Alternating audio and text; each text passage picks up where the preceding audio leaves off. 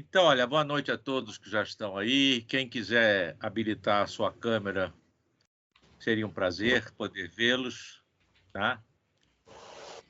Eu estou aqui para tirar dúvidas e para expor o que vai ser esse curso, tá? Eu tenho as 8 aulas, né, com os seus respectivos temas no site do ABC Cursos, tá? Eu posso, inclusive, colocar aí na tela para vocês. Eu vou abrir também aqui no meu celular, porque vai facilitar também. Aqui. Então, o título do curso, ele é autoilustrativo, né? Diferenciais de qualidade, né? Essa palavra diferencial é o que todo mundo tem em mente, né? Fazer diferença. Fazer diferença é conhecer aquilo que proporciona uma diferença notável, né, perceptível, na qualidade da imagem cinematográfica, né? Então, quando estruturei esse curso, eu procurei analisar, fazer uma espécie de engenharia reversa do geral para os particulares, para cada item desses que eu acabei chegando a colocar, o que determina a maior qualidade na imagem cinematográfica. Tá? O santo graal da imagem cinematográfica seria se igualar, né, em termos de acuidade visual, de contraste, de cor, a nossa visão. Tá? Então, a gente está muito claro, desde o início, o que nós estamos perseguindo. Né? Nós estamos perseguindo uma espécie de transparência, né, entre a imagem cinematográfica e o olhar. Isso é o que a gente está buscando. Né? Nós nem somos, de todas as espécies que habitam aqui o planeta, a espécie que tem as características da visão mais desenvolvidas. Né? Não pode plantar. Não pode plantar. Eu tenho estudado esse assunto, né? E qualquer ave de rapina, qualquer águia, né? ou mesmo um Reles urubu, tem muito mais acuidade visual, por exemplo, resolve muito melhor a imagem, em termos de resolução espacial, do que nós. Certo? Então, a gente tem que entender que esses indicadores de qualidade eles precisam estar equilibrados. Né? Não adianta você construir uma câmera, né? A resolução espacial das câmeras já está em 12K. Né? 8K já virou, né? Há 3 anos atrás você falava em 8K, todo mundo arregalava o olho. Né? Hoje já virou uma coisa normal, 8K está aí no mercado. Mas não é você supervalorizar uma dessas características da imagem, né? A acuidade visual, ou o espaço de cor, ou o contraste, né? Mas é você conseguir um equilíbrio entre essas variáveis, né? Entre resolução espacial, entre espaço de cor, entre contraste, né? Entre tradução dessa informação toda, que originalmente é analógico, para o digital, que vai depender do tamanho do byte que você está usando. Né? Então, todos esses fatores, que juntos são a qualidade da imagem cinematográfica, eles são construídos, né, um a um. Então, não adianta você ter um desses fatores hipertrofiados, tá? Trabalhar com 12K, vamos dizer. Né? Se você tem um espaço de cor, né, sei lá, REC 709, né, que é o espaço de cor mais elementar. Então, você tem que ter um equilíbrio. Tá? Tem uma figura geométrica que já foi usada, inclusive, nos cursos online da Canon, que eles tiveram uma ideia muito boa, que é um pentágono. Eles fizeram os 5 eixos do pentágono, né? Um pentágono inscrito num círculo, né?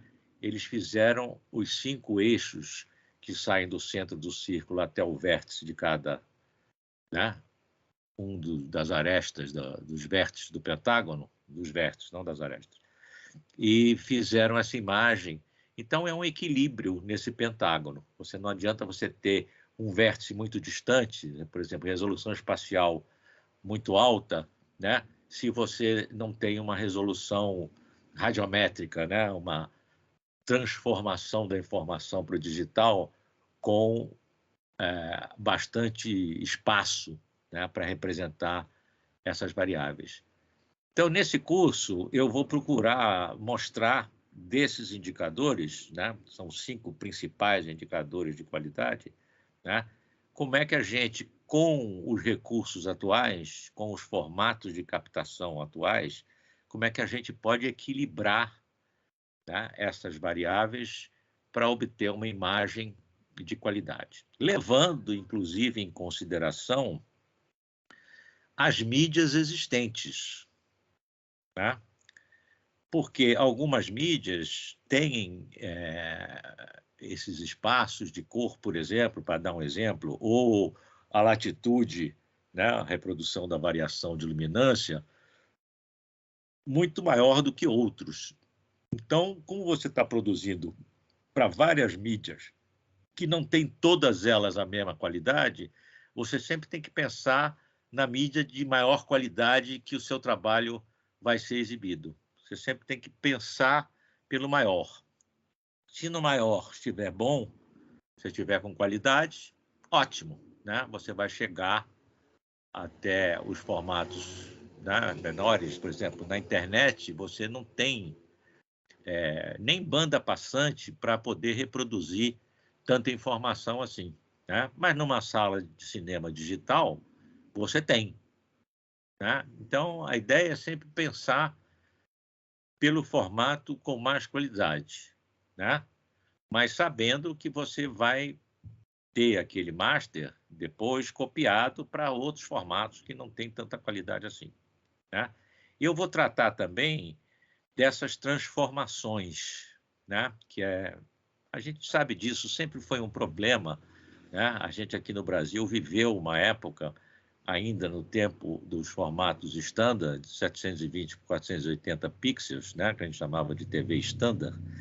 A gente tinha um problema sério aqui, né? Exclusivo brasileiro, que a gente adotou um formato híbrido, né? Chamava PAL-M, né? Era um híbrido do sistema PAL-G alemão, né? Era um monstrengozinho com um pedacinho do NTSC, a resolução era do NTSC, né?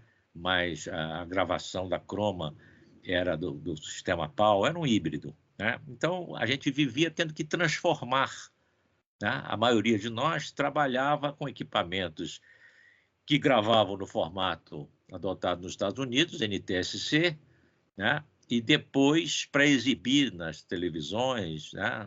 Nas mídias, tinha que transformar isso aí para esse monstrengo, esse híbrido do PAL-M. E era uma desgraça, tá? Você perdia a qualidade, tá? Então, era a eterna busca da melhor transcodificação. Hoje, felizmente, já há uma universalização maior, né?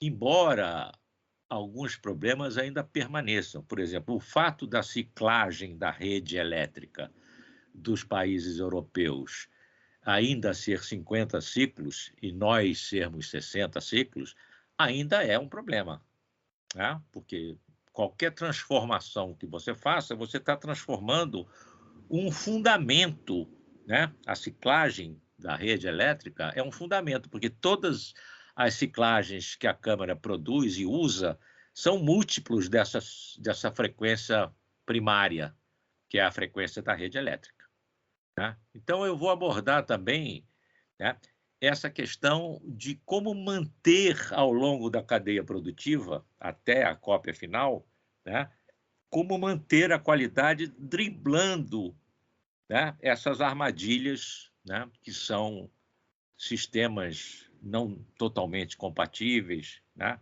Então, eu vou tratar disso. Eu vou ver aqui ponto a ponto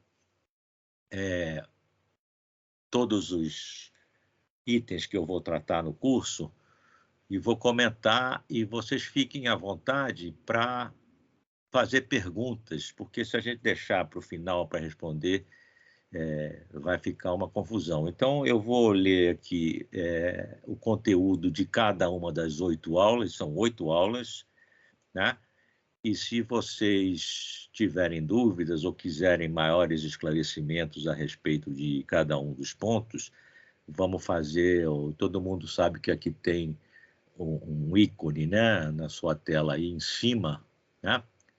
Você tem um bonequinho com a mãozinha levantada, né? É tipo sala de aula do primário, né? Você levanta, professora, posso sair, posso ir ao banheiro? Então é só levantar essa mãozinha ali, né? Que eu vou procurar responder pontualmente a cada uma das dúvidas, né? Então, a primeira aula é aquela velha proposta, vamos começar pelo começo, né? E o começo para a imagem é você entender como o nosso sistema visual, né, percebe a realidade à nossa volta em termos de acuidade visual, como é que a gente resolve detalhes com a nossa visão, né? Que se traduz na linguagem da imagem, né? Da imagem antigamente fotoquímica e hoje eletrônico digital, né? Em resolução espacial. Tá?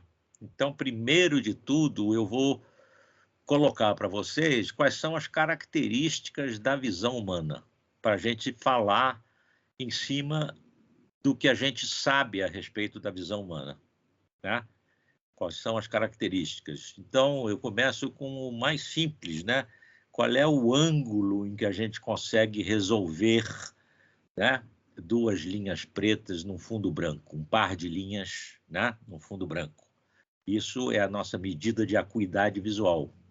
Então, a gente vai ver que a gente consegue resolver a imagem dentro de um ângulo de 1 minuto de arco, né? 1 minuto de arco é 1/60 de 1 grau, né? O círculo tem 360 graus, então eu vou ver, vou começar disso aí. Qual é a nossa acuidade visual, né? Porque nós estamos construindo imagens, né, para serem vistas por humanos, então não adianta você passar de um determinado ponto em termos de acuidade visual, né? Porque você vai criar informação que não vai ser percebida.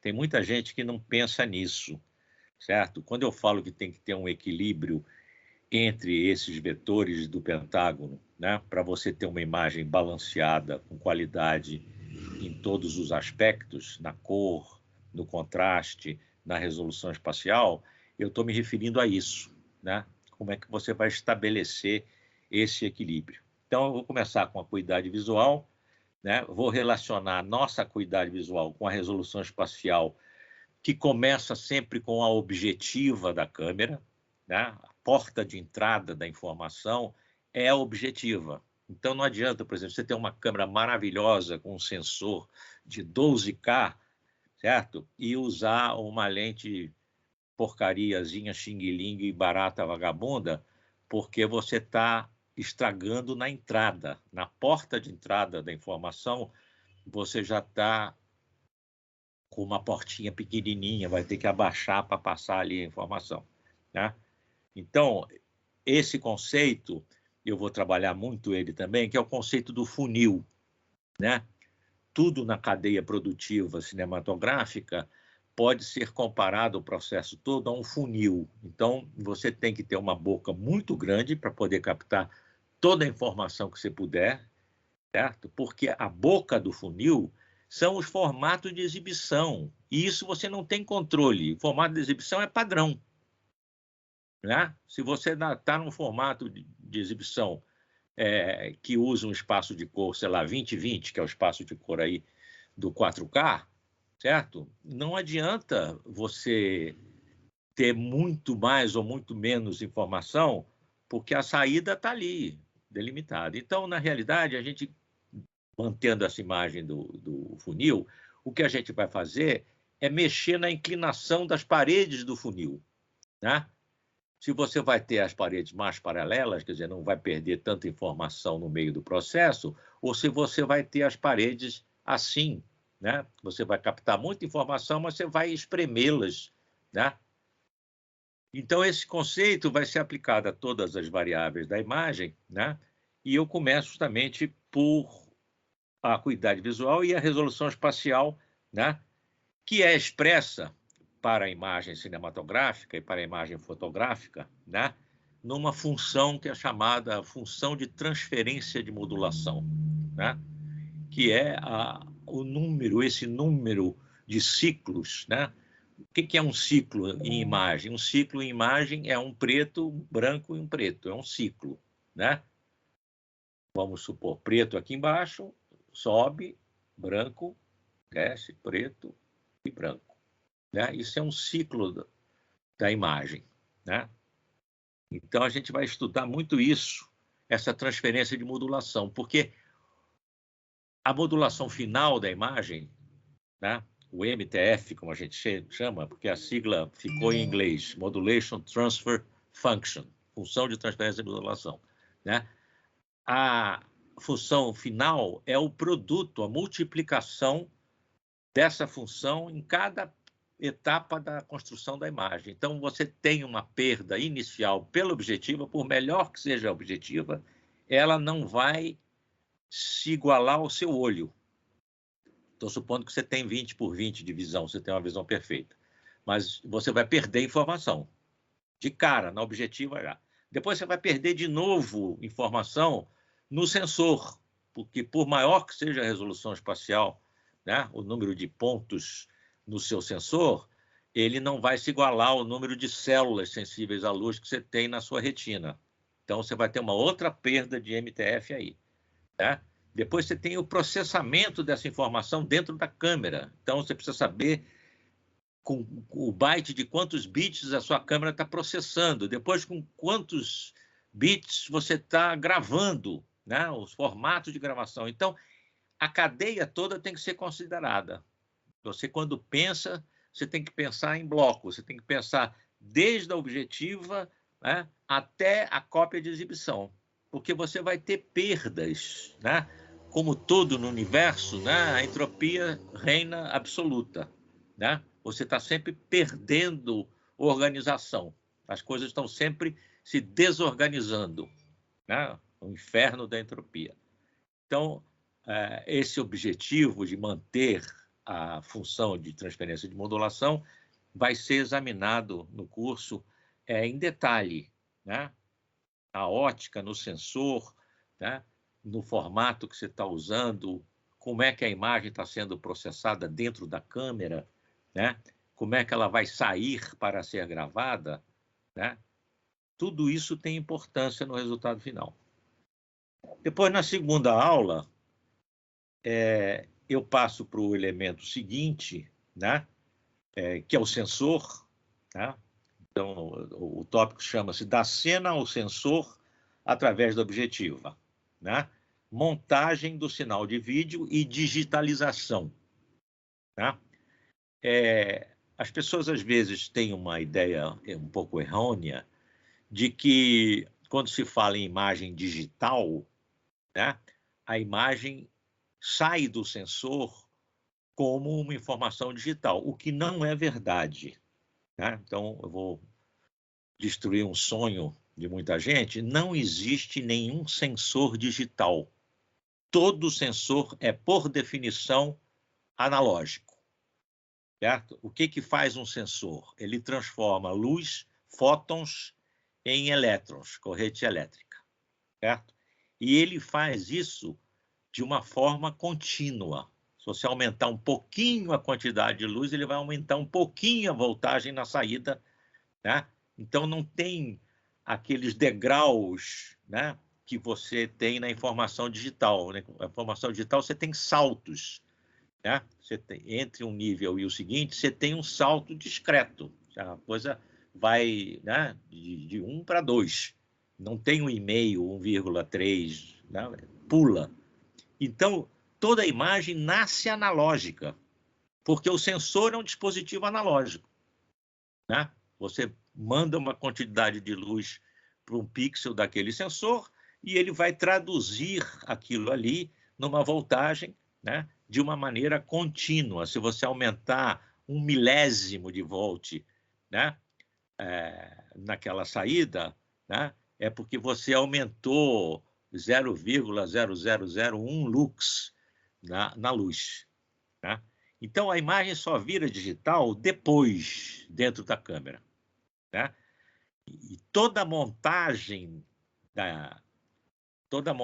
da imagem, da objetiva para o sensor, né, é um processo analógico. Você só vai ter a digitalização depois. E muitas das regulagens de câmera são feitas no domínio do analógico, né? Isso é uma coisa que eu vou insistir muito, porque tem o pessoal do dedo mole que vai lá no ganho, né? Ah, não tem luz, tal, então tem.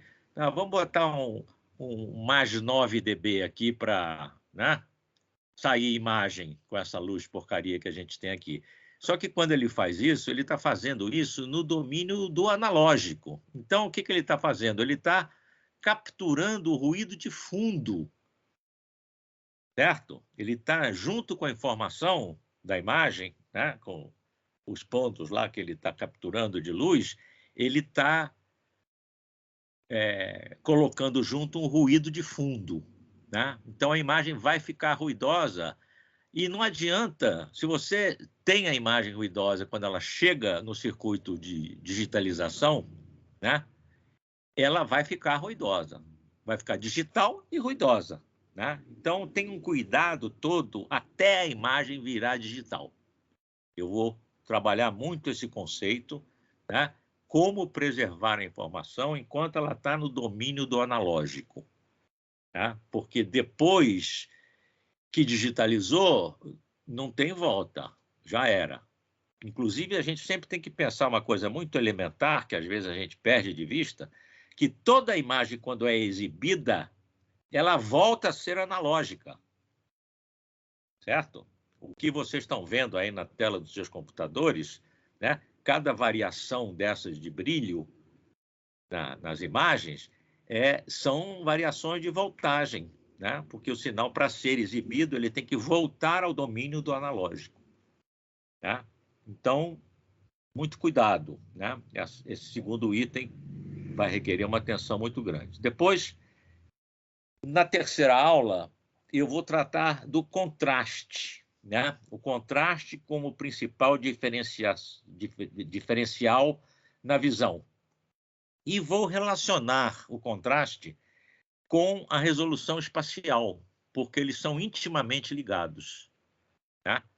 Você só tem resolução espacial quando você tem um mínimo de contraste, né, entre o mais claro e o mais escuro, né? A gente perde claramente, né? A gente pode até fazer um teste, né? Eu faço em aula alguns testes de você mexer no contraste de uma imagem e perceber que determinadas regiões da imagem perdem resolução simplesmente você mexendo no contraste, só, né? Então a gente tem esse gráfico que relaciona contraste com resolução espacial, que é um gráfico importantíssimo, né? Foi estabelecido no início da televisão, né? Logo depois da Segunda Guerra Mundial, um engenheiro alemão que se refugiou nos Estados Unidos, trabalhava na RCA, Otto Schad, ele fez a relação, descobriu a relação matemática entre resolução espacial e contraste e criou um gráfico, né, que é o gráfico de MTF, que relaciona contraste com resolução espacial.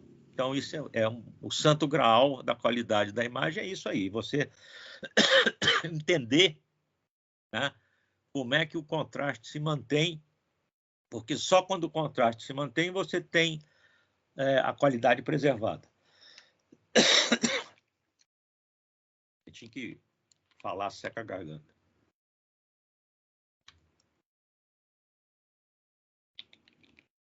Então, essa terceira aula trata do contraste como sendo o principal diferencial na visão, né? E relaciona o contraste com a resolução espacial, que a gente estava vendo desde a objetiva que a gente estava analisando a resolução espacial, né?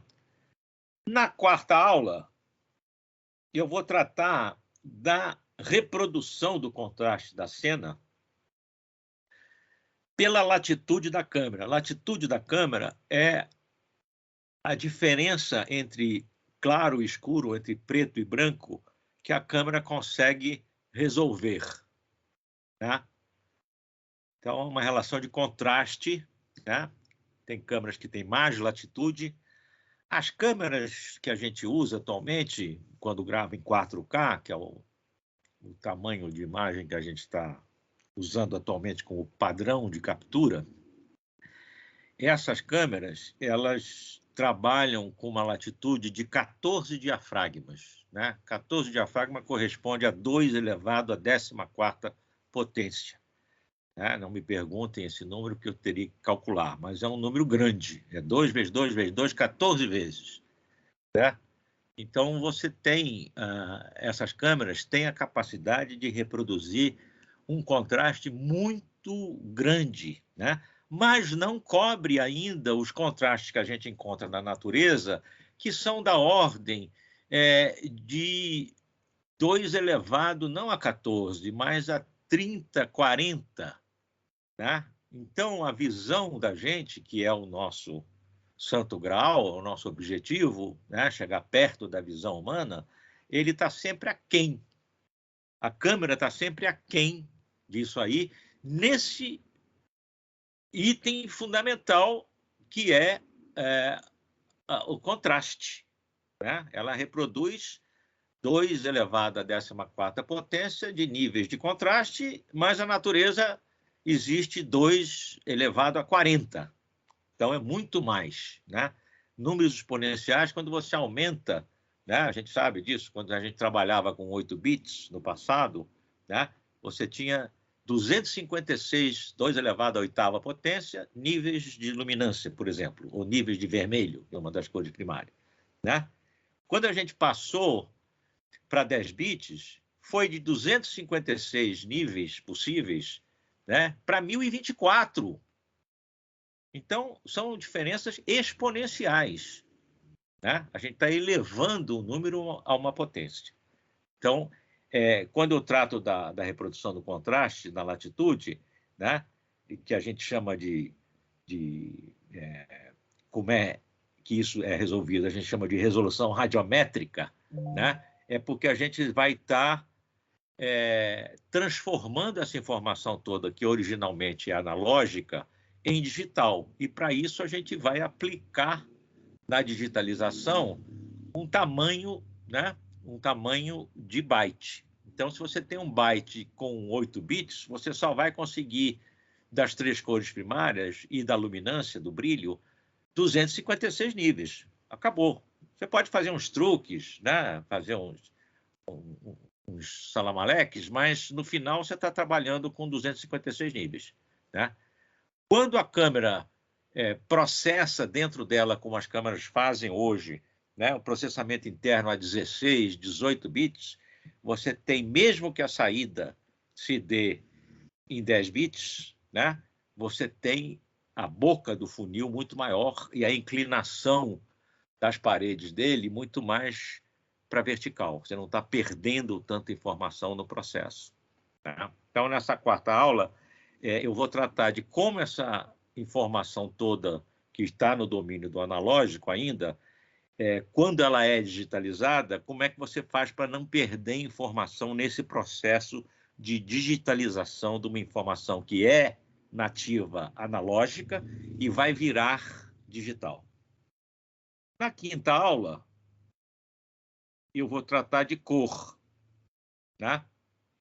Então, eu vou começar bem do fundamental.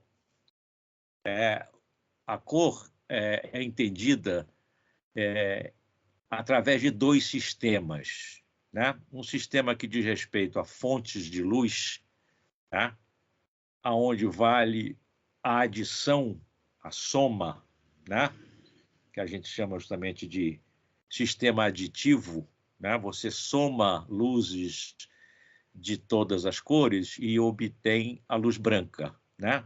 A gente aprendeu aí no ginásio, tinha aquele disco de Newton, né? Que é um disco com todas as cores, né? E aí a professora girava aquele disco e quando chegava a uma determinada velocidade, as cores se misturavam no nosso córtex visual e a gente via o disco branco, né? Ele ficava branco, aí diminuía a velocidade, você começava a perceber que ele era colorido, quando o disco parava, você via todas as cores, né?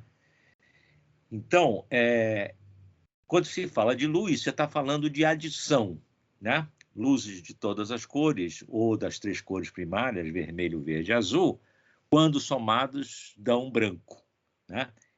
E um outro sistema, né, que é o sistema subtrativo. Essa luz bate nos objetos, no mundo real, né? Os objetos absorvem alguns comprimentos de onda dessa luz e devolvem outros. Então, vou dar um exemplo bem simples. Por que algo é vermelho? Né? Porque está sendo iluminado, vamos supor, pela luz do sol. Então, você tem um tomate iluminado pela luz do sol. Né? De todos os comprimentos de onda que existem na luz do sol, que é branca, né? Então, tem todos os comprimentos de onda, desde o vermelho, quase infravermelho, até o violeta, quase ultravioleta. Né? O espectro todo que a gente enxerga. Né? Quando essa luz incide sobre o tomate só reflete os comprimentos de onda que correspondem à cor vermelha. O resto é absorvido pelos pigmentos que dão a cor ao tomate. Né? Então, as cores, né, dos objetos têm a ver com uma subtração de toda a luz que o objeto reflete, ele absorve uma parte do espectro e reflete outra, que é a cor que a gente vê. Né? Então, o cinematógrafo, ele trabalha em 2 mundos o tempo inteiro. Ele trabalha no mundo da luz, que é o mundo do aditivo, né? Todas as cores juntas dão um branco, e no subtrativo, dependendo da absorção da luz de cada objeto, de cada coisa, ele vai ter uma cor, porque ele vai absorver todo o espectro e vai refletir. Né? Eu dou alguns exemplos que deixam isso bem claro. Né? Eu faço aquelas perguntas bem simples que a gente fazia quando eu tinha 5 anos. Né? Por que as folhas são verdes? Papai, por que as folhas são verdes? Né? Aí o pai explica, olha, filho, que as plantas se interessam de todos os comprimentos de onda que vêm do sol, né, da luz visível, as plantas só se interessam pelos comprimentos longos, né, próximos já do calor, e pelos muito curtos, perto do ultravioleta já, os muito energéticos, né, e os mais longos que correspondem ao calor. Então, tudo que está no meio do espectro, né, e o verde é exatamente o meio do espectro visível, a gente tem mais sensibilidade, inclusive, para o verde, por isso, que é o meio do espectro, as plantas não se interessam, então elas jogam fora, elas refletem o verde, né, jogam fora mesmo, e por isso elas são verdes. Então, esses conceitos todos do que é absorvido, o que é refletido, né, porque, como a câmera entende isso, né, as câmeras ou usam 3 sensores, um para cada cor primária, ou usam um conjunto de filtros que seleciona essas 3 cores primárias para os pixels, né, para cada ponto do sensor. Então, a gente vai ver essa, a gente chama de resolução cromática, né? Como a gente resolve a cor no vídeo, na imagem digital. Tá? Vou começar do básico, que é a nossa percepção das cores, né? E vou chegar até os formatos mais sofisticados, contemporâneos, de captação da imagem digital. Depois, na 6ª aula, eu vou tratar da resolução temporal, que é o número de quadros por segundo com que você está captando e exibindo a imagem. Né? Durante muito tempo, a cinematografia ficou parada, né, em 24 quadros por segundo, 25 na Europa. Né? Nos Estados Unidos, no resto do mundo, 24 quadros. É pouco. Todo mundo sabe que é pouco. Quando você captura a informação visual a 24 quadros por segundo, você tem um tempo de apagamento, ou seja, um tempo em que a tela fica preta, que não tem informação nenhuma, muito grande. Então, o que está acontecendo agora que a imagem virou digital?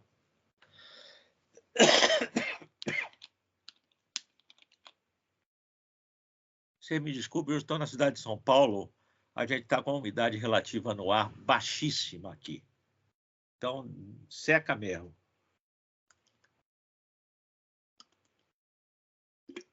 E tem alguém da Amazônia aí, não tem esse problema, né? Lá está sempre mais úmido. Mas aqui fica seco. Então, hoje já está se caminhando para os 48 quadros, né, que é o dobro dos 24, ou 60, que é o dobro de 30, que era a imagem eletrônica da televisão. Né? Então, nós vamos estudar aqui quais são as vantagens de você manter o córtex visual do espectador mais tempo exposto à informação visual. Né? Vamos ver para onde isso está caminhando, quais são as vantagens de você aumentar a resolução temporal, né? E qual é o futuro disso, para onde isso vai, né? Até onde vale a pena aumentar a resolução temporal, diminuir o tempo de apagamento, a gente vai ver isso. Tá? No sétimo encontro, né? A gente vai falar de informação bruta sem compressão, que a gente chama de RAW, né? RAW é uma palavra inglesa para cru, né? Então, quer dizer, sem processamento, e os codecs, né? Codec quer dizer codificação, decodificação, codec, né? Que comprimem a imagem, jogando fora tudo que é redundância, né? E mantendo só a informação que interessa. Então, a gente vai ver, né, na captura, né, a diferença entre captar a informação toda em RAW ou captar através de codecs, né, já comprimindo a informação na captura. Né? Então, são duas escolas. Né? Você captar em RAW é muito bom, mas você ocupa muito espaço na mídia de gravação. Né? E para alguns tipos de formato audiovisual, tá? Você às vezes não precisa ter toda a informação na captura. Você pode já comprimir, tem codecs muito bons atualmente. Né? Descarta a informação, porque aí que está. O nosso sistema visual, a nossa visão, ela descarta também. E a gente tem uma taxa de compressão muito alta. Não sei se vocês já se debruçaram sobre isso aí, né? De cada 120 impulsos elétricos produzidos na retina pela luz, pelos fótons, só chegam no nosso córtex visual e ganha representação neural 1. Então, a gente tem uma taxa de compressão, né, de 120 para 1. É muito alta. Né? Mas a gente não sente, porque o que está sendo jogado fora não é perceptível, literalmente perceptível. Então, é um tipo de informação que nem vale a pena gravar mesmo. Então, o próprio mecanismo da visão já tem uma taxa de descarte, né, para tirar redundâncias, repetições. Né? A gente já comprime a imagem. Mas, quando ela chega numa câmera, né, no formato de gravação, essa seleção do que foi jogado fora passa a ser muito importante. Você não pode jogar fora informação relevante. Silvio levantou a mão. Pode perguntar, Silvio. Você está com o microfone fechado, Silvio. Não estou te ouvindo. Não estou te ouvindo. Não é prematuro? Não é melhor deixar você desenvolver um pouco mais? Porque a minha questão está ligada ao início da sua digressão. Pode Vamos ser, deixar pode para ser, mais então. tarde, né? Vamos deixar para mais tarde. Me Tá lembre. ótimo. Tá?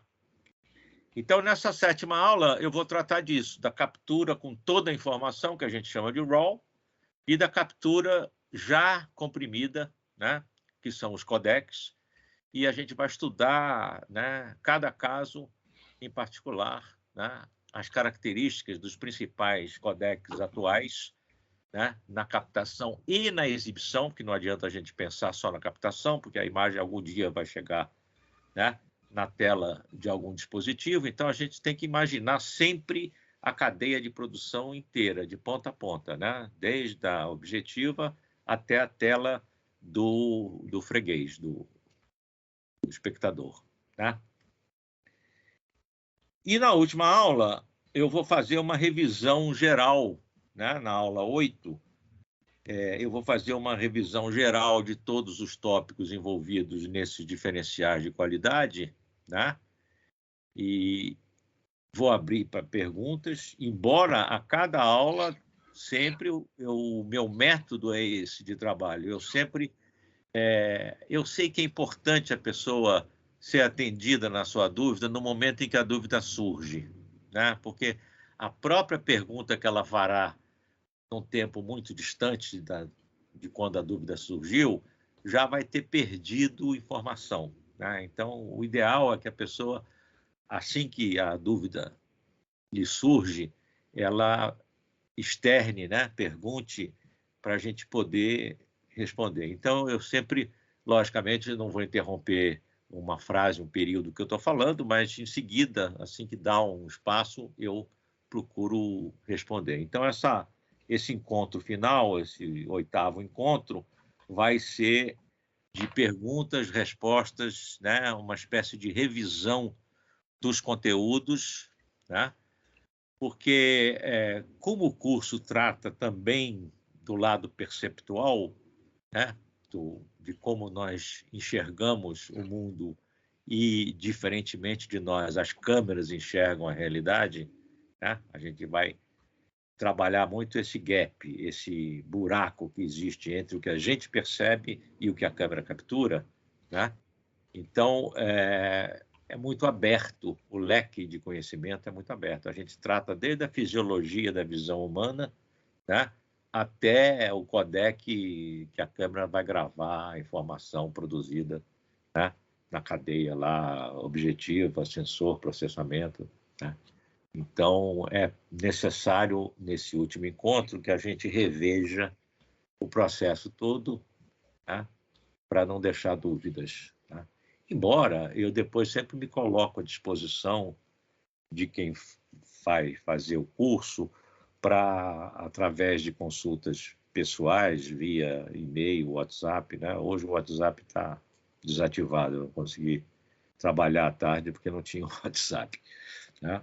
Mas eu fico à disposição de vocês no final do curso, mesmo depois que o curso termina, para tirar dúvidas que eventualmente possam aparecer. Então, esses são o conteúdo dos 8 encontros, né? E eu abro para vocês para a gente conversar. Às vezes não é nenhuma pergunta específica, não, né? Às vezes é uma exploração aí de cada um desses itens, né? Como é que se diz? De chavar, né? Granular isso aí para entender melhor, tá? Então, eu estou aqui à disposição de vocês. O Silvio já tem aí uma questão, então eu vou conversar pelo Silvio.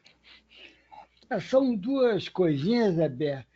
Quando você começou a falar, você falou desse sistema híbrido da codificação da televisão brasileira, que parece que para evitar a interferência da rede, dos 60 Hz, ruído da rede, um engenheiro inventou essa história do pau-G, esse híbrido, né? Não, o híbrido era o pau-M, o G era o original alemão. Desculpe, o G pau-M. alemão inventou essa história do pau-M.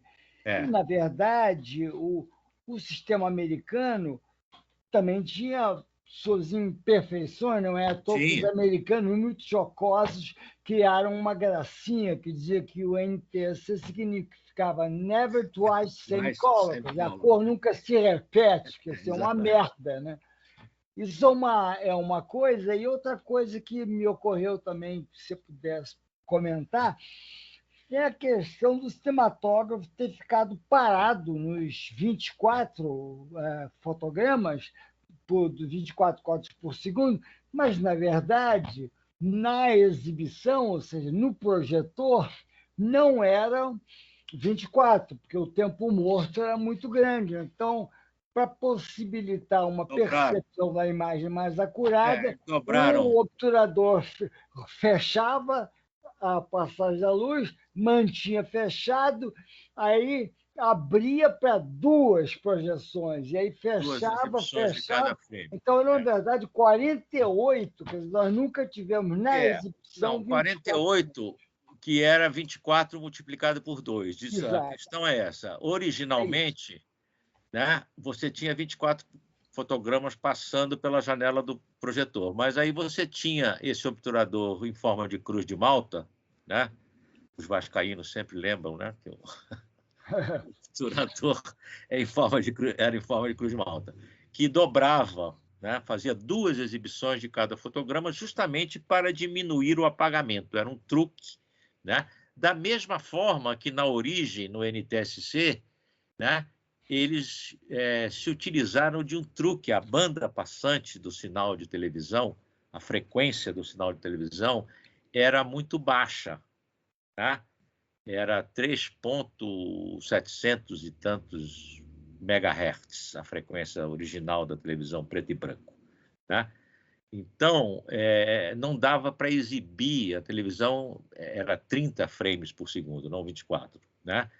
Eles não tinham banda passante para exibir toda essa informação. Então, o que o engenheiro teve? A ideia mais simples, né? Uma ideia que uma criança de 4 anos teria, que foi dividir a informação em dois campos e entrelaçá-los, né? O sistema entrelaçado, linhas ímpares entrelaçadas com linhas pares, né? Uma diferença de 1/60 de segundo entre a exibição de uma linha e da outra. Então, a nossa persistência retiniana misturava as duas linhas do nosso córtex visual e eles tinham condições de transmitir essa imagem porque estava dividida por 2 a quantidade de informação, né?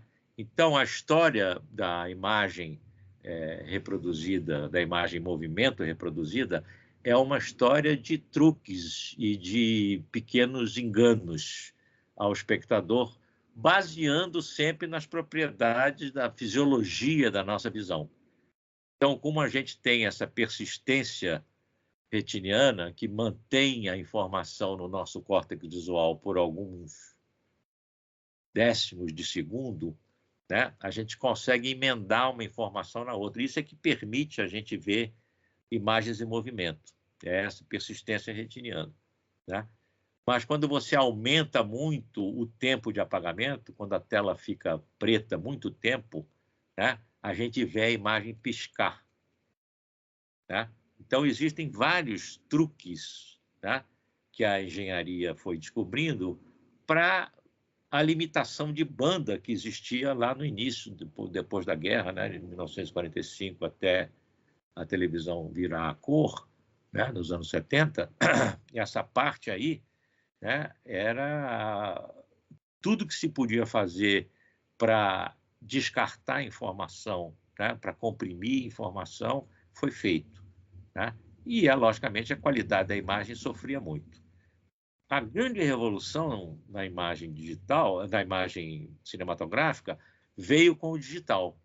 Quando digitalizou a informação, né, foi permitido aumentar muito a quantidade de informação, mesmo não tendo aumentado tanto a banda passante do sinal, né? Por quê? Porque você digitalizando a coisa, né, byte razoável, né, mesmo em 8 bits já dá uma qualidade razoável, você tem possibilidade de capturar mais informação por unidade de tempo, por segundo, né? Então, foi uma grande revolução.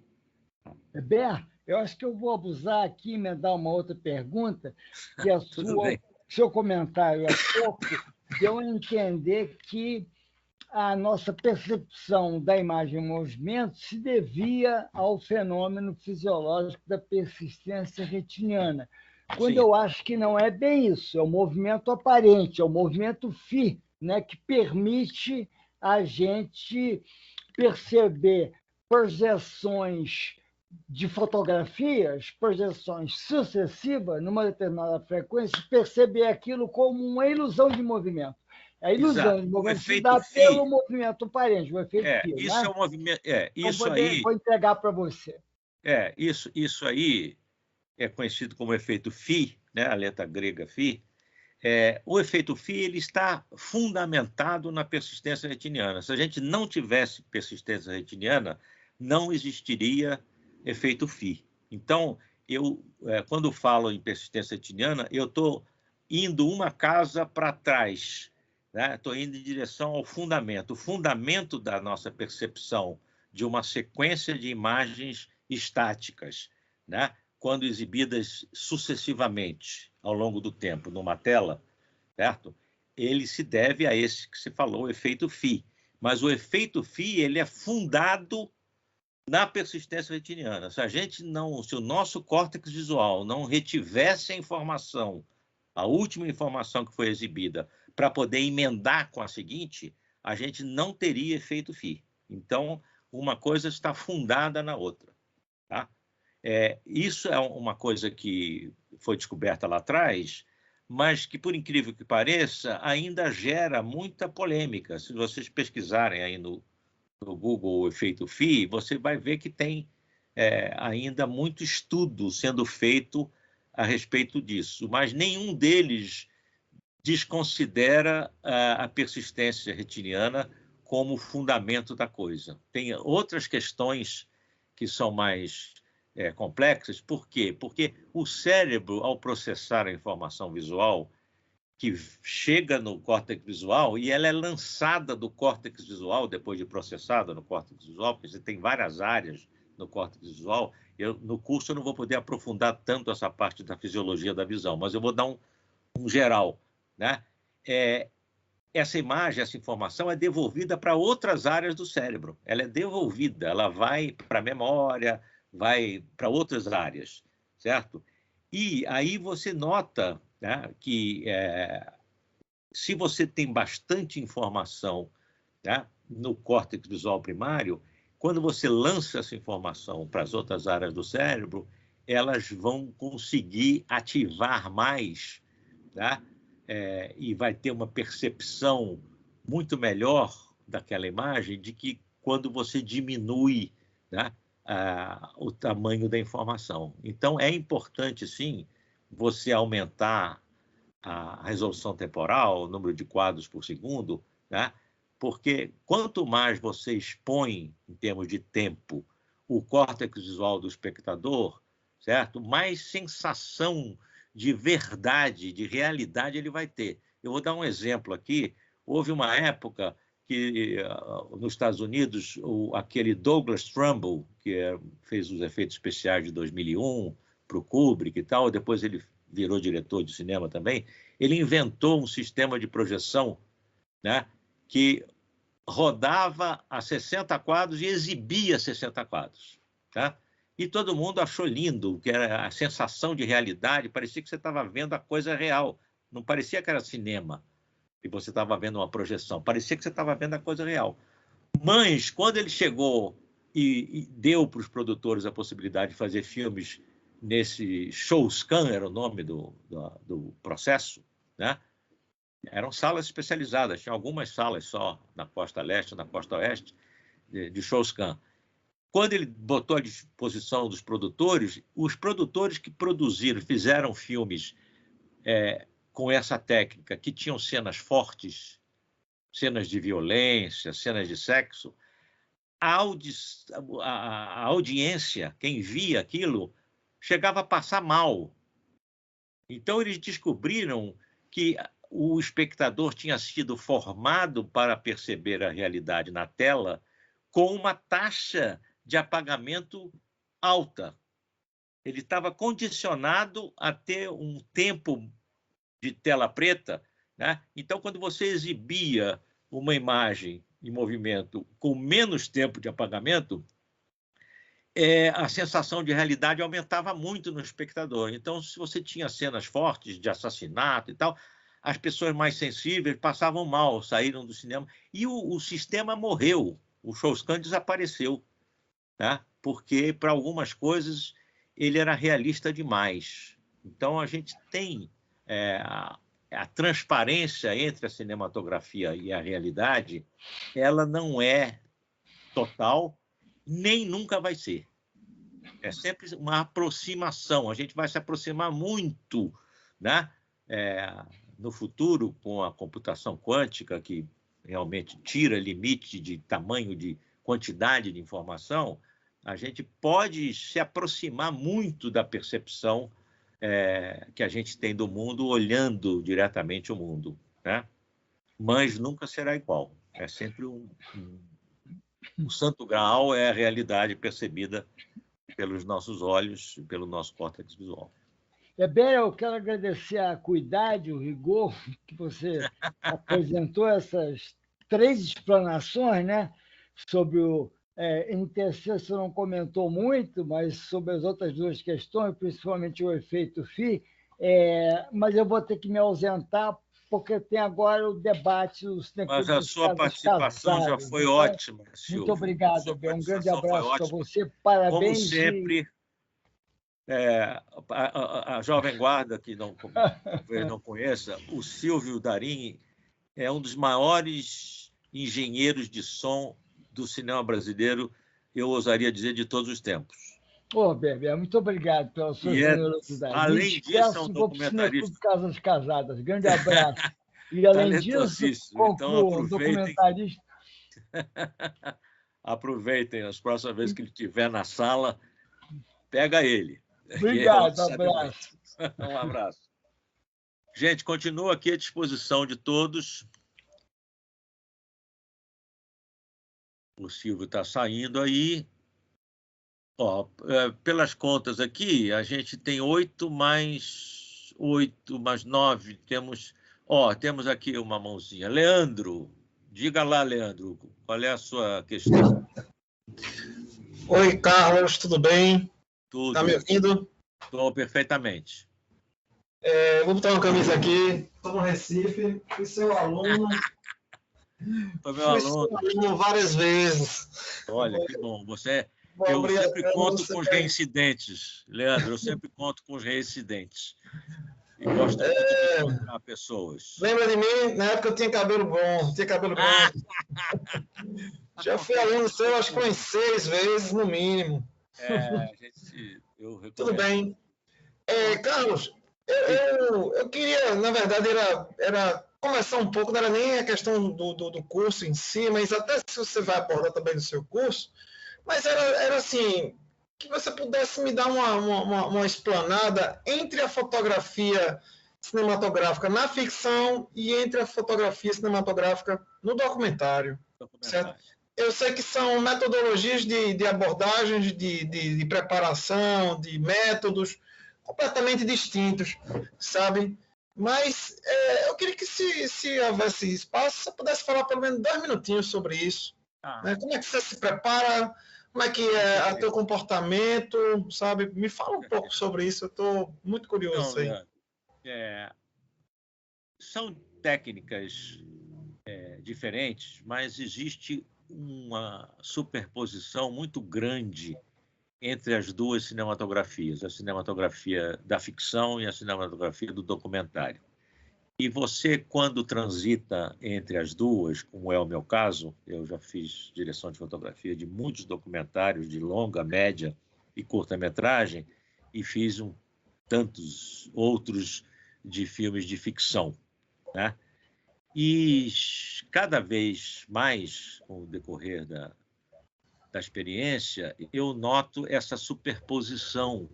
E eu sempre prefiro tratar o assunto documentário e ficção para a cinematografia a partir das superposições, não das diferenças. Certo? Porque essas superposições, embora na metodologia elas sejam menores, há menos superposição na metodologia de trabalho, né?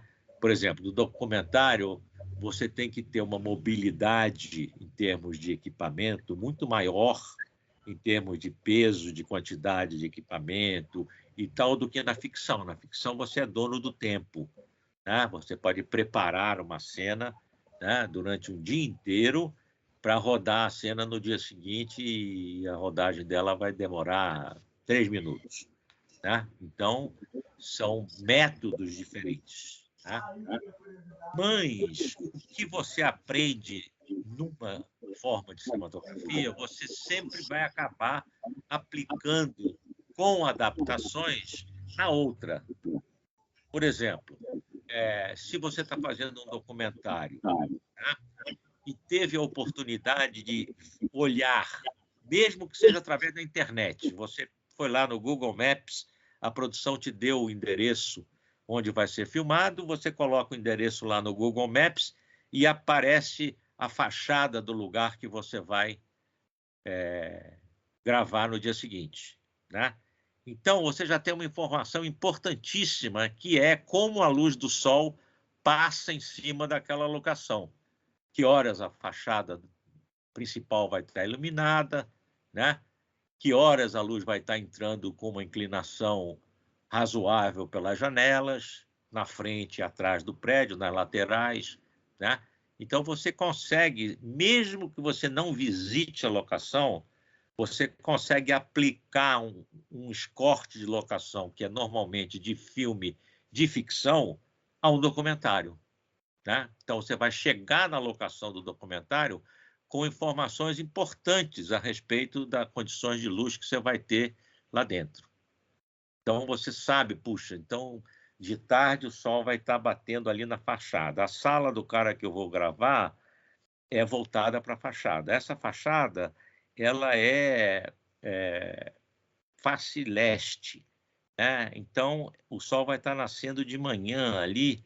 A partir do meio-dia, das 11h30, por aí, você vai ver a trajetória do sol, eu não vou ter mais luz solar dentro ali daquele...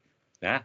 Então, você se programa para rodar um documentário com essas informações e vai ter um resultado muito melhor do que se você chegasse lá na Galega. Né? Então, o ideal é você visitar. Quando você consegue visitar a locação, é melhor ainda. Mas, às vezes, você não pode. Às vezes, você vai ter que viajar de carro 4 horas, né, para chegar nessa locação no dia seguinte. Então, é melhor você olhar isso pela internet. Hoje você tem, né, programas, né, que a partir das coordenadas latitude e longitude do lugar te dão a passagem do sol, te dá tudo. É como se você estivesse lá, né? Você pode simular a luz a cada momento, né? Então, eu acho que a experiência que você adquire na ficção é utilizada no documentário e vice-versa. O que você aprende no documentário, né, você pode utilizar na ficção. Então, eu não vejo hoje mais com tanta diferença uma coisa e outra. Né? A minha abordagem é diferente? Eu me preparo de forma diferente. Né? Porque, por exemplo, às vezes, numa locação, se você está fazendo ficção, é melhor você fechar as janelas todas, tá? Para não ficar escravo da passagem do sol, tá? Ou até simular, eu já fiz isso, você faz umas caixas, tá?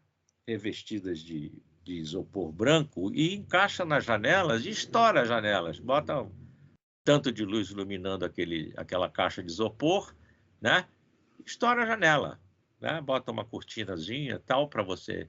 Então você vai estar com o dia o tempo inteiro lá fora. Então você pode fazer uma sequência inteira de dia em qualquer horário, porque você tem as janelas sob seu controle. Né?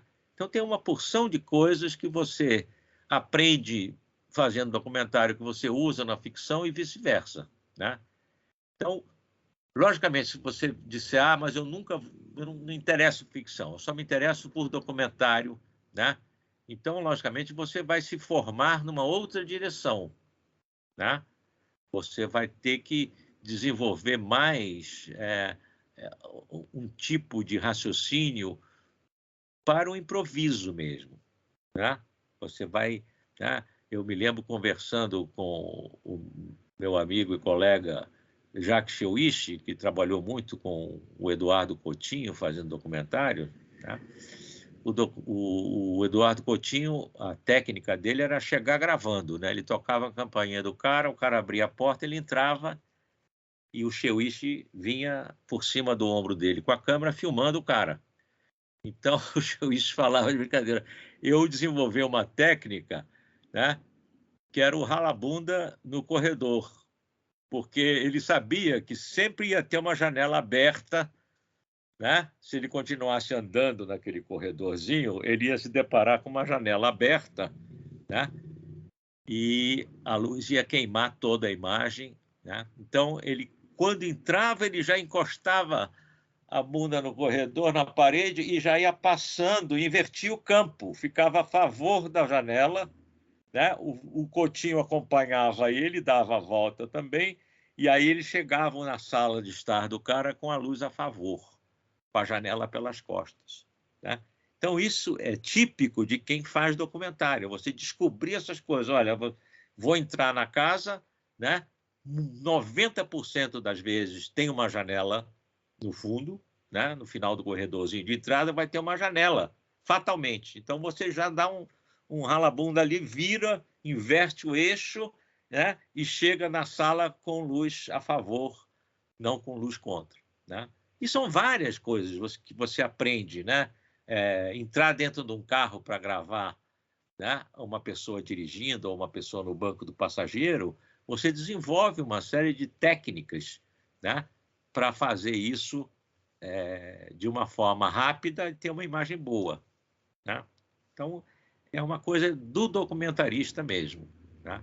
Agora, se você faz as duas coisas, e eu acho que na formação, pelo menos, do cinematógrafo é bom fazer as duas coisas, documentário e ficção, você vai ver que uma experiência enriquece a outra e muito. Então, é interessante você trocar, né, essas técnicas que você desenvolve para uma coisa, para ficção, no documentário e vice-versa. É sempre proveitoso. Não sei se respondi a sua pergunta. É só uma introdução, quer dizer, se algum dia eu der um curso sobre superposições da cinematografia documental com a ficcional, aí eu vou desenvolver isso mais, mas são muitos aspectos. Carlos, muito obrigado. A pergunta é muito rica. Isso mesmo. Muito obrigado, viu? Já deu uma boa luz para mim. Bom te ver, bom te ver. Bom lhe ver também. Cheiro. Malinho, mas... Beijo. Gente, continua aqui à disposição. Ó, tem alguém aqui, Gustavo Moretti. Diga, Gustavo. Sou todo ouvidos. E aí, Alberto, tudo bem? Tá me ouvindo? Tudo bom? Como é que você está? Tudo ótimo. Acho que, né, junto com várias pessoas aqui, eu também já fui seu aluno em 2019, um pouquinho antes da pandemia entrar. Da pandemia. Eu estava com você lá na Quanta. Na Quanta. E aprendendo, né, sobre cinematografia noturna. E você estava comentando agora sobre a questão de estourar as janelas. Eu vi um vídeo do Herbert, alguma coisa assim no YouTube. Ele é um cinematógrafo americano.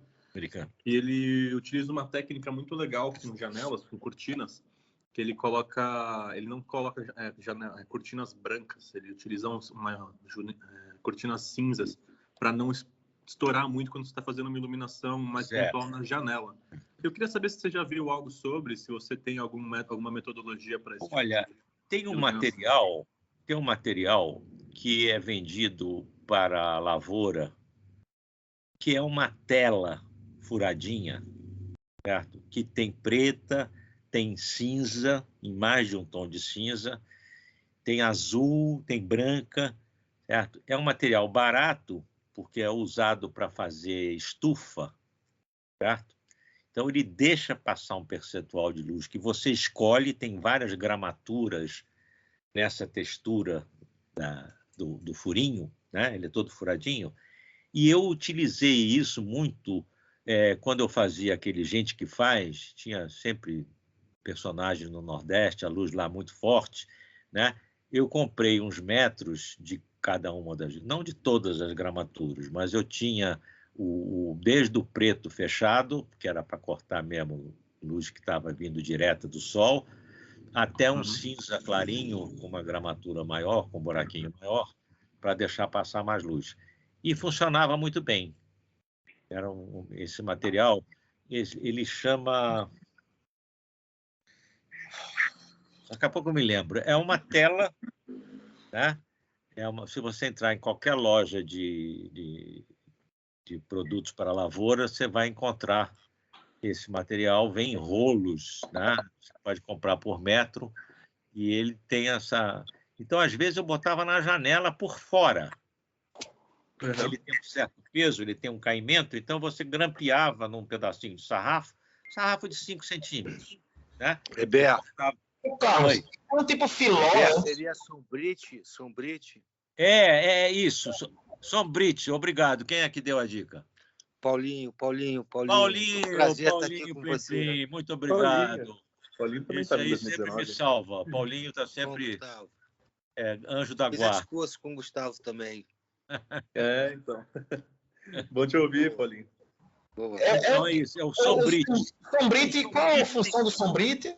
O sombrite, ele tem caimento, por isso que é melhor que o filó, se venta e tal, o filó fica balançando. O sombrite, ele tem uma massa maior, ele pesa mais, então eu não precisava nem pregar, eu botava em cima e embaixo com um pedaço de sarrafo de 5, maior do que a janela, pendurava por fora e fim de papo, né?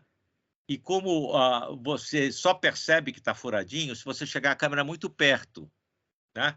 Então, quando você está com a câmera na posição normal, fazendo um plano de orientação, você não percebe que tem alguma coisa por fora reduzindo a quantidade de luz, né? Então, o sombrite é uma solução bastante boa.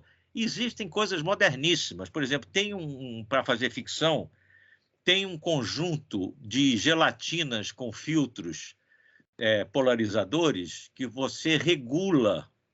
Eu não me lembro agora quem é o fabricante, talvez o Paulinho possa me ajudar. É um sistema que você tem as gelatinas que polarizam e um filtro para a câmera.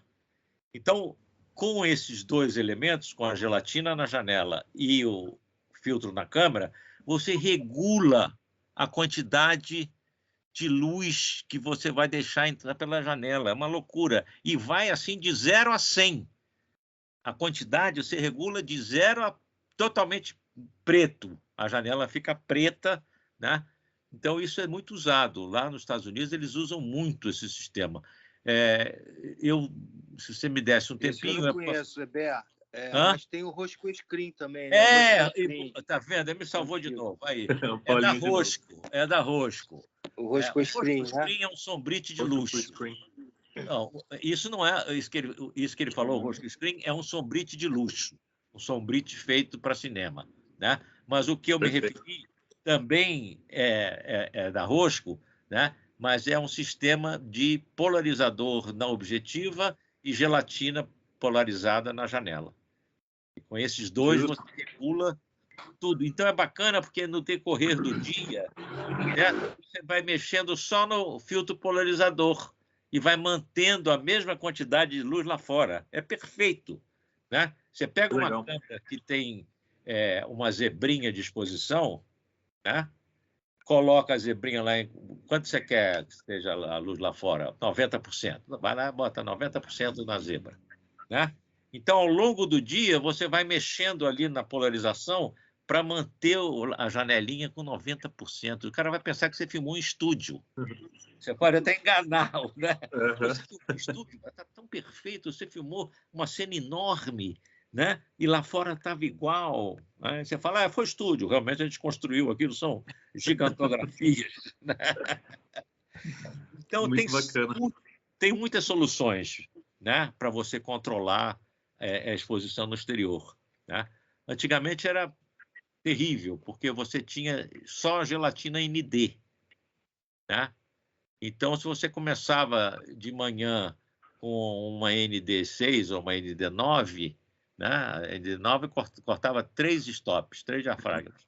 À medida que o dia ia correndo, o seu maquinista, na hora do almoço, ele não almoçava, ele ia trocar a gelatina da janela pela ND3 para poder rodar à tarde, né? Então, melhorou muito. A gente hoje tem muito mais recursos para controlar a exposição exterior do que a gente tinha. Você chegou a pegar o nome, Heber? Só para anotar direitinho, tanto que o do Paulinho quanto as que você tinha citado. O nome do material é sombrite. Sombrite. Sombrite é a marca registrada de algum, não sei se da 3M, é uma marca registrada, Sombrite. E o outro sistema da Rosco, eu não sei o nome, mas é fácil, é um sistema de polarização dupla, né? Gelatina na janela e filtro polarizador na objetiva. Me lembrou uma estratégia muito antiga, que teve um filme de... Não lembro qual era, sobre uma bruxa, né, que tem uma polarização no rosto dela para parecer que ela está se transformando em tempo real. E aí você gira, na verdade, a polarizante vermelha para um azul. Isso. O polarizador pode ser usado de muitas maneiras criativas. Tem um filme chamado Turista Acidental, não sei se você viu. Acho que não. E a chave final do filme é uma polarização, que é um cara, é aquele cara que fez O Beijo da Mulher-Aranha, aquele ator americano, não falta o nome dele agora. Ele é o personagem principal, é um cara que viaja sem gostar de viajar, por isso que chama o turista acidental. Ele é obrigado pela profissão dele a viajar. E no final você fica em dúvida se ele continua ou não viajando, porque ele chega em casa num táxi e o fotógrafo começa com a câmera mostrando o interior do táxi sem polarizar. Então você não vê se ele está ou não no táxi. É só o reflexo do céu. E aí, quando o táxi para, ele vai polarizando devagarinho e você vê que é ele. Ele está voltando, ele continua viajando. Então, o polarizador é o filtro que eu mais uso, inclusive. Eu sempre digo, se você só tem grana para comprar um filtro, compra um polarizador, que é o que mais você pode utilizar, que tem mais utilidade. Ele é bem versátil. Você pode escurecer o céu, pode tirar reflexo de vidro. Ele tem muitas utilidades. É um filtro fundamental. Para documentário também.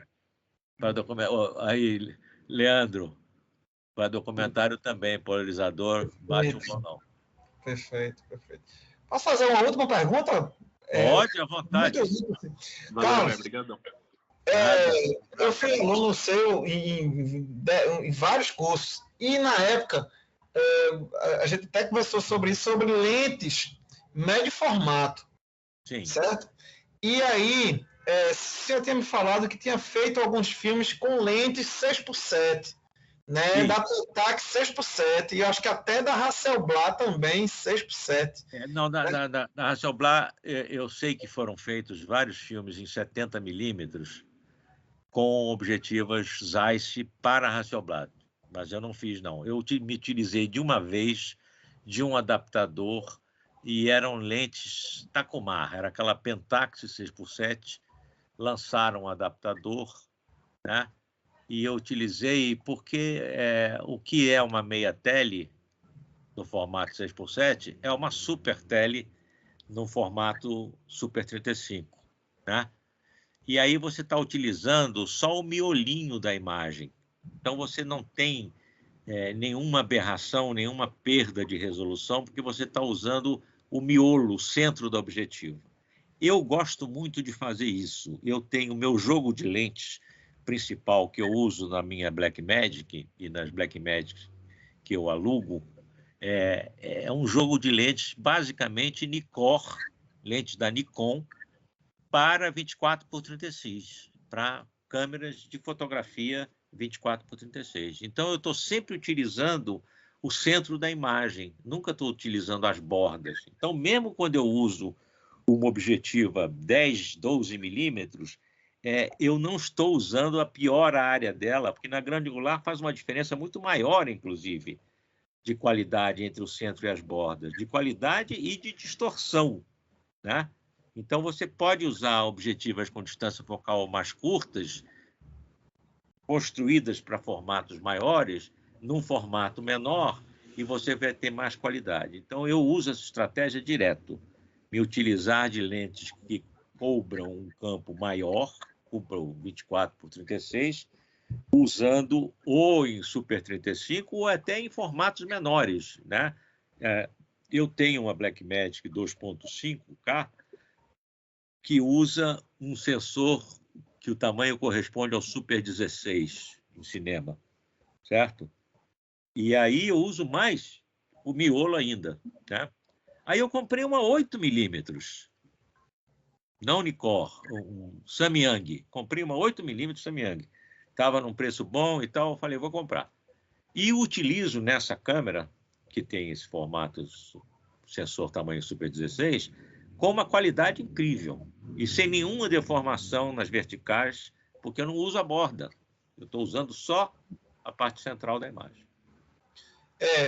Professor, eu confesso que eu aprendi essa aula bem direitinho na época.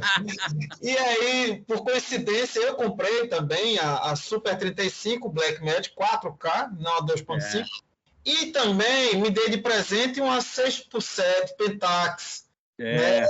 6x7 a Steel, a câmera 6x7 Pentax, e comprei também ao longo, né, as lentes. Aí comprei uma 105 e uma 165.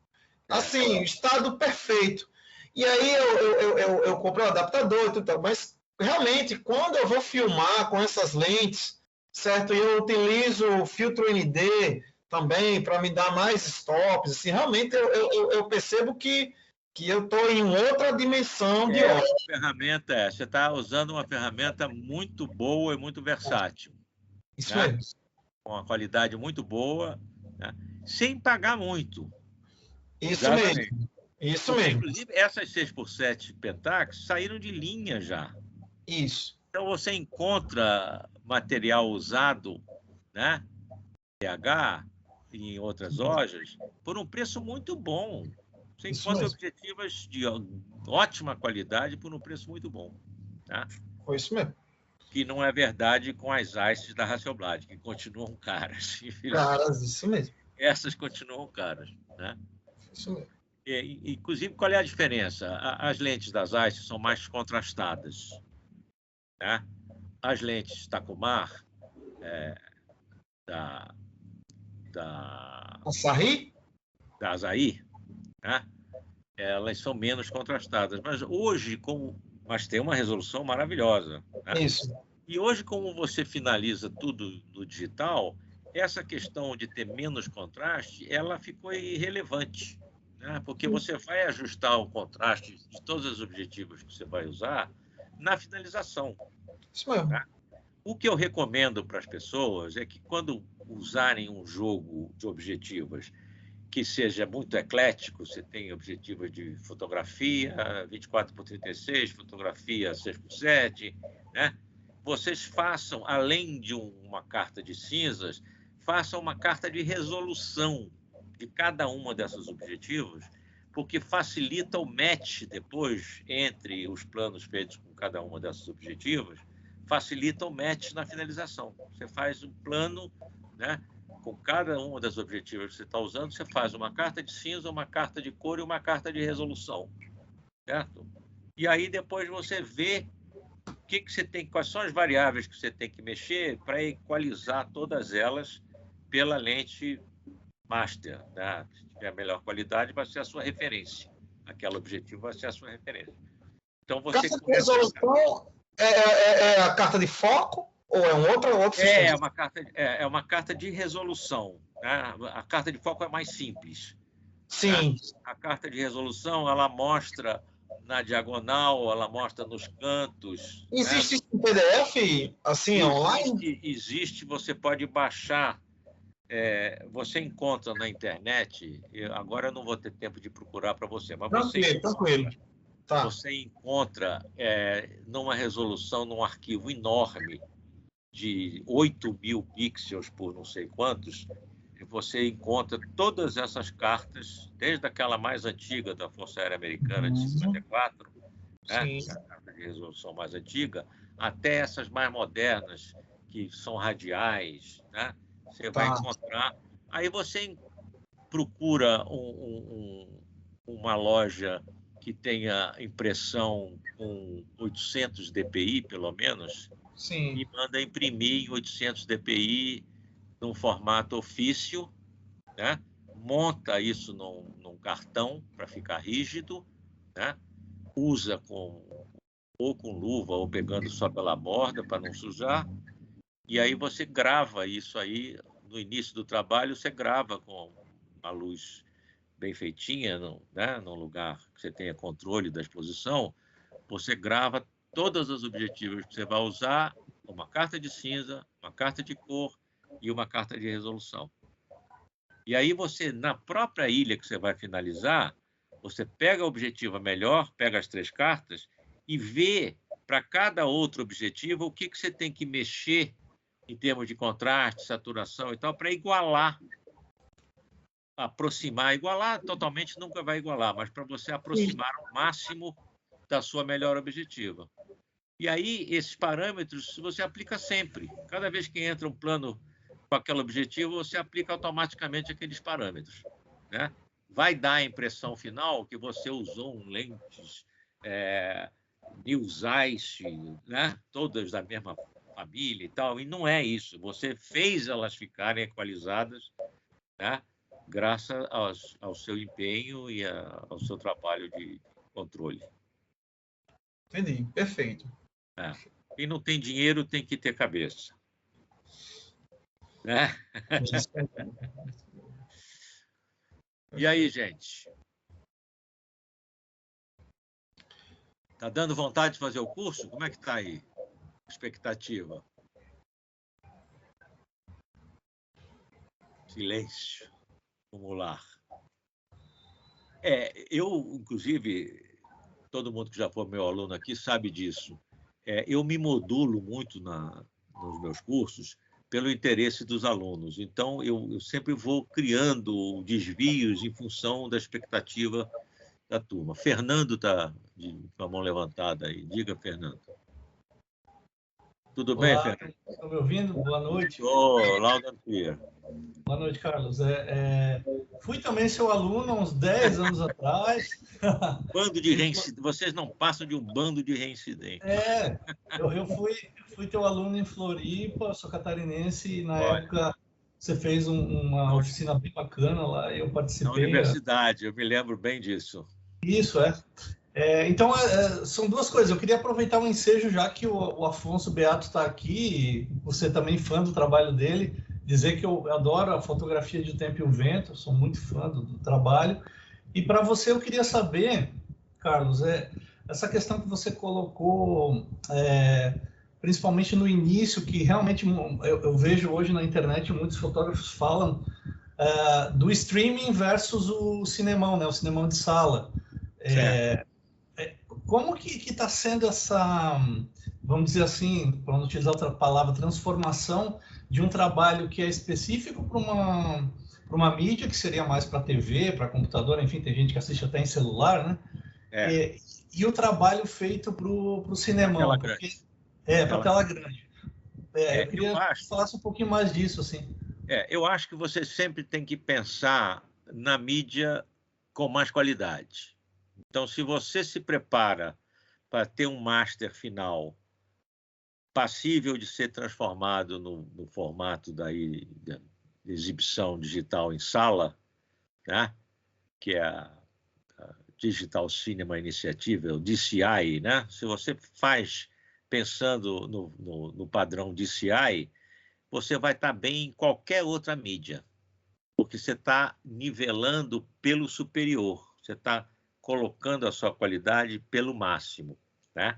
Mas nem sempre isso é possível, certo? Por quê? Porque você vai ser mais caro se você fizer um fluxo de produção na sua imagem, né? Um streaming na sua imagem, para chegar nesse resultado DCI, né? 4K, com espaço de cor 2020 e tudo, né? Você vai gastar mais dinheiro, porque os arquivos são maiores, você vai ter mais armazenamento. É uma cadeia de custos também, né? Quando você melhora a qualidade, você melhora o custo, tá? Aumenta o custo também, né? Então, eu acho que se você entra num projeto e você tem certeza, certo, que a mídia mais alta que ele vai atingir é a televisão, broadcasting ou cabo, né? Televisão, você pode até não fazer, né? Pensando na sala de cinema da DCI. Você pode fazer num outro padrão, né?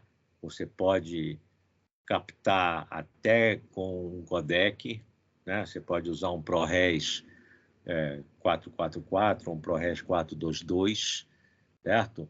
Porque você sabe que ele segura essa mídia televisão, né? Digital, segura bem, vai chegar lá. Agora, se você não tiver essa certeza, é melhor tirar pelo mais alto. Tá? Se você não souber, se o produtor não souber te dizer qual vai ser a mídia mais qualidade que o trabalho vai atingir, né? Faça pelo DCI 4K 2020, né? Mas se ele tem certeza, se ele disser, não, o máximo que a gente vai fazer é uma exibição em televisão a cabo ou, né, em Full HD. Então, você já sabe que você pode aplicar um codec na captura, né? Você pode trabalhar, em vez de 4K, você pode trabalhar em 2.5K, né? Pode até trabalhar em Full HD, 1080 por 1920. Né? Então, eu acho que a estratégia do cinematógrafo ela tem que estar sincronizada com a estratégia do produtor do trabalho. Você tem que conversar, porque como envolve custo, né?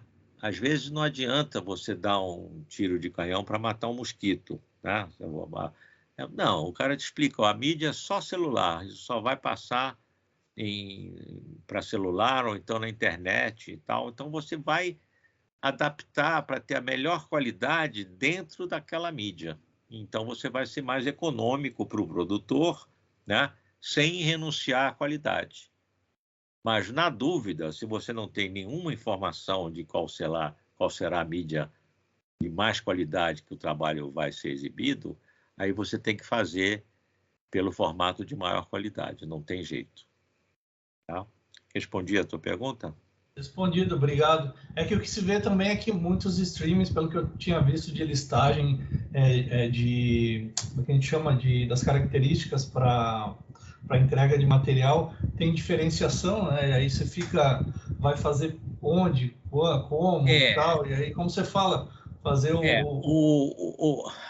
atualmente as plataformas de exibição elas fazem suas exigências de qualidade. Isso. Se você for produzir para Netflix, por exemplo, eles vão te mandar uma documentação vasta a respeito de características técnicas que são exigidas para que o material seja exibido naquela plataforma. Tá? Aí você não tem como escapar, você tem que, né, se adaptar àquilo ali. Mas como eles sempre exigem muita qualidade, é até bom eles terem essa normatização, porque vai garantir que o seu produto vai estar dentro do padrão de qualidade deles, que é alto. Né? Isso na televisão, por exemplo, não existia. Quando a gente fazia comercial para televisão, né, no passado, você estava competindo, você às vezes estava rodando em 35 milímetros, certo? Com película negativa, jogo de lentes ICE, tal. E na faixa de exibição onde o seu comercial estava inserido, tinha gente que tinha feito em 16 milímetros com uma câmera com uma Zoom GNE, né? Com uma resolução muito mais baixa e tal. Quando você estava no melhor, era bom para você, que o seu comercial saltava aos olhos. Você, né? Quando entrava o seu comercial, era aquela qualidade e tal. Mas, às vezes, você estava no 16, você não estava nessa, né? E aí você sofria com a comparação. Eu acho que a gente é uma ginástica, né, que o fotógrafo tem que fazer de adaptar os parâmetros às condições de produção, né? Sem sacrificar, sempre batalhando para ter a melhor qualidade possível, né? E agora, com essa regulamentação que as plataformas fazem, né, para a qualidade do produto que elas botam na programação, eu achei que foi bom. Embora, às vezes, eles querem especificar demais. Né? Por exemplo, eu não vejo... não engessa muito? Às vezes, sim. Às vezes, por exemplo, se alguém... eu não sei se alguém já está exigindo 8K, mas se exigir, eu acho um exagero. Para televisão, eu acho um exagero. 8K, sabe, você não vai ter, por maior que seja a tela de TV que você tenha, você, pelas condições de exibição, pela distância do espectador para a tela, certo? Você não vai ter uma diferença de qualidade entre 4 e 8K que justifique você fazer em 8K. Certo? Mas eu estou falando genericamente, eu nem sei se tem alguém que exija esse formato 8K. Paulinho, você... Agradeço aí, sucesso. Agradeço sucesso aí. Estou pensando em fazer também o curso. Espero ver vocês todos aí no curso. Paulinho, você que é a minha enciclopédia aí, existe alguma plataforma que esteja exigindo resolução espacial maior do que 4K? Que eu saiba, não. Não, né? Não apareceram aí. Daqui a pouco aparece uma plataforma aí, né? Japonesa algum japonês. Tem que ser 8K. Se não for 8K, não passa. Né? É isso. Gente, mais alguma pergunta, alguma dúvida? Estou vendo aí Gustavo, Leandro já falaram. Agora, Fernando, Guilherme, Nilo, Bernardo, Fernanda, Stefan e mais 5. Deixa eu ver quem são mais 5. Mas não diz quem são os mais 5. Não mostra todo mundo? Deixa eu ver aqui. Abrir aqui.